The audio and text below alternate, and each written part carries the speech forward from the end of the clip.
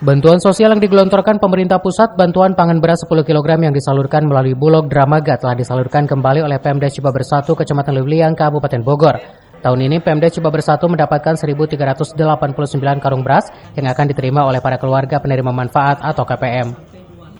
Dalam pengambilan bantuan pangan tersebut, Pemda Cibaber 1 menjadwalkan bagi KPM yang akan mengambil beras hal ini agar tidak terjadi antrian yang panjang dan membeludaknya para KPM. Penjadwalan dilakukan setiap RT dan RW dan jam pengambilan melalui surat undangan.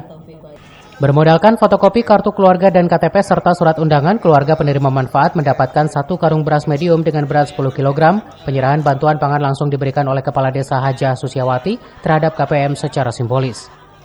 Jumlah KPM ini sesuai dengan data yang diterima Pemda Cibaber 1, tentunya yang paling mengetahui para ketua RT masing-masing, dan Pemdes hanya mengajukan kepada Dinas Sosial sebagai verifikasi data.